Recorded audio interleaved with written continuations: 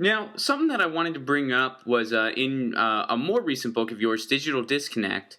You talked about the internet a lot in that book, and one of kind of the themes I saw was it was sort of a reminder that yes, we have the internet, yes, it is a valuable tool, but it has its issues as well. And you brought about a lot of the monopolization of the internet and so forth. Now, one of the things that I've gotten has been, sometimes people say when you bring up the issues of the problem of the media structure in the United States, people say, well, you have the internet and that's totally unregulated, so anyone can do anything there. But this book kind of addresses how, well, that doesn't mean it's necessarily a level playing field. So was kind of the intent of Digital Disconnect kind of a way of rallying the troops, so to speak, and say, hey, we still have work to do?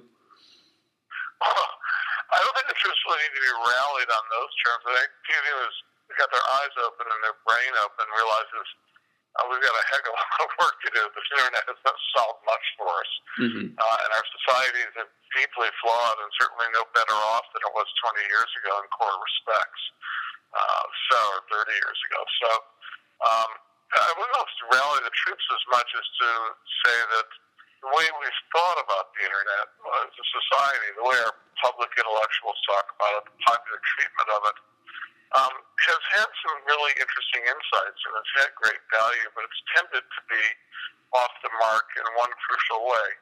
There's, you have these celebrants, the optimists who praise the internet as being this revolutionary force, like your friends who tell you it solves all our media problems because everyone can do their own thing and tell it like it is.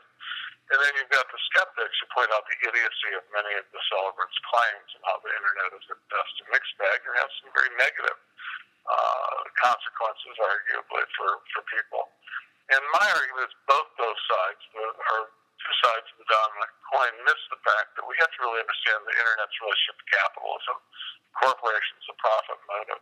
This is the driving force of our society. The real measure of the internet, ultimately, it's going to be whether it increases the democratization of our society, which means lessening the power of corporate interest and capital. And if it flunks that test, then whatever else it does is probably only going to be of some value. It certainly won't be an unambiguously progressive force. And in the book, I argue, the internet, as it's presently constructed in the United States, is doing far less good than it's capable of, and it's actually flunking the test.